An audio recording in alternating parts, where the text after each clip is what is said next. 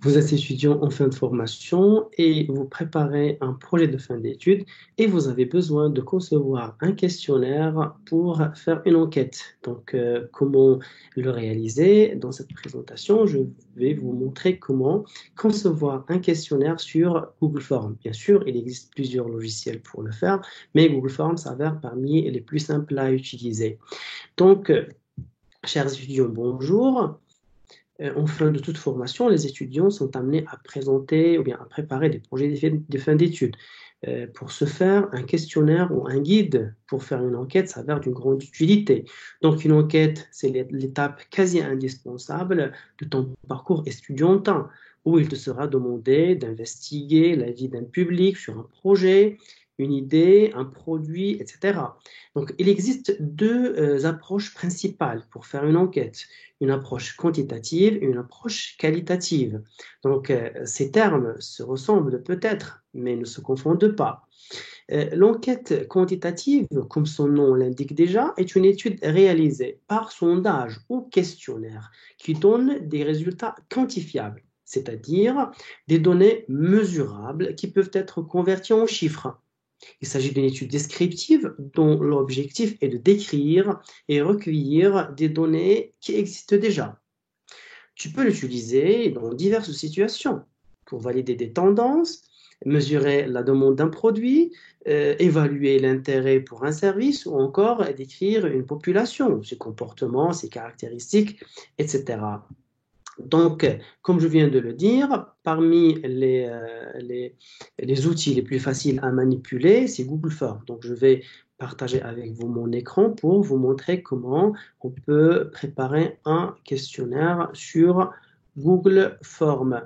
Voilà, donc première condition, déjà, il faut avoir un compte Google. Donc, vous allez ici sur votre boîte email et vous partez sur Application Google et vous descendez vers Forms. Une fois vous cliquez dessus, vous avez une galerie de modèles qui s'ouvre, voilà, titre de la fiche d'exercice, un questionnaire sur l'avis des gens sur une formation, par exemple. Et si vous voulez rassembler un ensemble de personnes pour une sortie, ça, c'est ticket de sortie. Pour évaluer, par exemple, à chaud une formation, ou même, voilà, notre cas, c'est le questionnaire. Voici un questionnaire vierge à remplir. Bien sûr, c'est un questionnaire modifiable, comme vous pouvez le voir. Vous pouvez préparer vos questions à l'avance sur un document Word duquel vous allez importer vos questions. D'abord, toutes les questions que vous devez mettre sur votre formulaire doivent être des questions utiles qui doivent vous apporter un plus à votre enquête, c'est-à-dire pas de questions gratuites. Donc, au début, je vais mettre titre du formulaire. Ou bien, donc je vais laisser uniquement questionnaire. Par la suite, on a description du formulaire. Donc qu'est-ce qu'on met dans la description? On se présente et on présente le sujet de son projet de fin d'études. Ici, j'ai un questionnaire déjà prêt à utiliser. Voilà. Donc, je vais copier ces données-là de la description. Comme vous pouvez le voir, je vais vous lire cette présentation, en tant qu'étudiant en licence professionnelle ou en master ou n'importe quelle formation. Ici, j'ai mis le cas d'une formation en marketing et action commerciale. À la faculté, vous mettez votre faculté, école, etc. Et aussi la ville de votre institution. Dans le cadre de mon projet de fin d'études qui porte sur donc ici le cadre général de votre travail, ici c'est le cas du marketing digital, je compte traiter le thème de l'effet du marketing digital sur le comportement du consommateur. Je peux même prendre cet intitulé à mettre ici et je vais mettre soit questionnaire, soit enquête, voilà ce que je veux. Et par la suite, je passe aux questions. Donc, je clique ici et voici la première question à mettre. Donc, je passe directement sur les questions que j'ai déjà préparées et je fais des copier-coller sur mon questionnaire, à savoir que vous avez ici un onglet qui vous permet de personnaliser votre manière de poser la question, soit vous mettez des choix multiples, des cases à cocher, une liste déroulante, etc. Donc, pour la première question, je vais choisir choix multiple. Donc, vous êtes, voilà, ici même, il vous propose des choix. Donc, je vais mettre homme, puis je vais mettre femme, voilà, et puis je vais même passer à travers ce petit plus ici pour ajouter une question. Je passe à la deuxième question et je passe sur mon questionnaire. Je vais copier encore question d'âge. Et je vais ici mettre le cas de case à cocher. Et je vais copier les réponses que j'ai déjà préparées, 20 à 30 ans, puis 30 à 40 ans comme deuxième réponse. Troisième réponse, 40 à 60. Voilà. Et dernière réponse, je vais mettre plus de 60 ans, plus pour les personnes retraitées, par exemple. Et ici, il y a une autre astuce, c'est le cas si jamais vous voulez que la personne qui remplit votre questionnaire réponde obligatoirement à votre question, donc vous allez activer ce bouton. Si c'est facultatif, vous laissez désactiver, donc je vais la laisser activer pour cette question. Et je vais passer encore à ce petit plus pour ajouter une autre question, à savoir que je peux importer des questions voilà, déjà préparées vers mon questionnaire.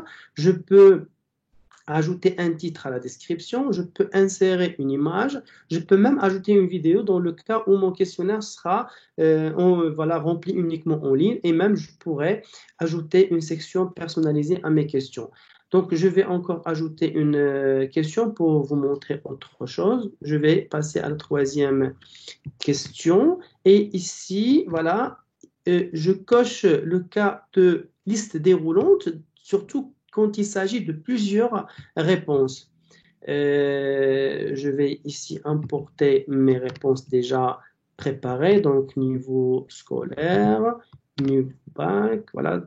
Donc normalement, la personne qui remplit votre questionnaire doit trouver toutes les réponses possibles, c'est-à-dire il doit se trouver dans une réponse. Chelier, je vais mettre un bac plus 2.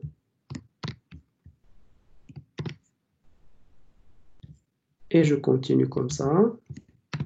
Pour importer toutes les réponses que j'ai déjà préparées. Voilà, il me reste juste 2, c'est un peu long. Voilà. Et puis la dernière, voilà. Et puis, si jamais, par exemple, je prévois une réponse d'une personne qui peut ne pas figurer parmi les réponses que j'ai proposées, je peux ajouter une option ici. Et voilà, je vais mettre activer la réponse obligatoire. Et je peux ajouter une question, n'importe quelle question que je pourrais mettre. Et ici, si je prévois une réponse que je n'ai pas mise sur les réponses données, je peux ajouter autre. Et comme ça, la personne va avoir autre et il va avoir une ligne où il va répondre, ou bien il va rédiger. Donc, une fois avoir terminé mes questions, je clique sur envoyer. Et voilà une fenêtre qui s'ouvre ici. Cette fenêtre-là, ça me donne un champ où je vais mettre les emails des personnes à qui je vais envoyer mon questionnaire. C'est-à-dire que normalement, je dois avoir à l'avance une base de données des personnes censées remplir mon questionnaire. Voilà, je vais ici mettre mon adresse email, à savoir que je peux même cocher ici pour récupérer automatiquement les adresses email des personnes qui m'ont répondu. Et puis ici, je peux même inclure, si je veux, le formulaire dans mon email. Et je clique sur, mais avant, je dois aussi vous montrer qu'il existe une autre option. C'est que ici, vous pouvez avoir un lien que vous pouvez raccourcir. Et une fois le lien raccourci, vous pouvez cliquer ici sur copier Et vous pouvez copier ce lien-là, que vous pouvez envoyer à vos contacts via les réseaux sociaux, WhatsApp et autres. Une fois la personne reçoit ce lien-là, une fois il clique sur le lien, le questionnaire s'ouvre, il peut répondre au questionnaire et il peut vous envoyer les résultats. Puis, donc, je reviens à la première option qui concerne les adresses email. Donc, une fois avoir rempli les emails, je vais mettre envoyer. Donc, la question maintenant, les personnes qui vont recevoir mon questionnaire, voici, je le reçois déjà parce que je l'ai envoyé à moi-même. Il y a un aperçu du questionnaire et je peux même le remplir en tant que destinataire sur Google Forms. Ici, l'intitulé et la présentation du questionnaire. Voilà, donc, puis la personne peut répondre. Et ici, la liste déroulante, il va choisir et il va mettre envoyer. Voilà, donc la personne qui a conçu le questionnaire, bien l'étudiant, où est-ce qu'il va trouver les réponses envoyées par les personnes qui ont répondu à son questionnaire? Tout simplement, il va revenir sur son email, il va aller sur application Google, il va ouvrir son Drive. Une fois il a ouvert son Drive, il va trouver ici le questionnaire qu'il vient de générer, il va l'ouvrir comme ça, et il va avoir un aperçu de son questionnaire. Voici les questions qu'on venait de préparer. Et ici, il va trouver les réponses envoyées par les gens. Il va cliquer ici et il va trouver que Google Forms a généré les données sous forme de graphique. Voilà, c'est tout à fait simple. Je peux même exporter mes données sous forme d'une feuille de calcul Excel. Et maintenant, je vais vous montrer une enquête qui était déjà préparée. Voilà, un questionnaire. Voilà, c'est un exemple de questionnaire qui était déjà préparé. Voici l'intitulé et la présentation du questionnaire. Voici les questions. Et voici déjà les réponses. Le questionnaire arrive à 96 réponses. Ici, je vais cliquer pour voir les réponses reçues. Si vous avez les emails des personnes qui vous ont répondu, et là, les données générées sous forme de graphique. Donc, comment utiliser ces données-là, ces graphiques? C'est simple. Vous allez directement ici, vous copiez vous cliquez sur copier le graphique et le graphique, il est copié sur le presse-papier. Vous allez sur votre document Word sur lequel vous travaillez, vous pouvez coller et là, vous avez déjà le graphique que vous pouvez commenter.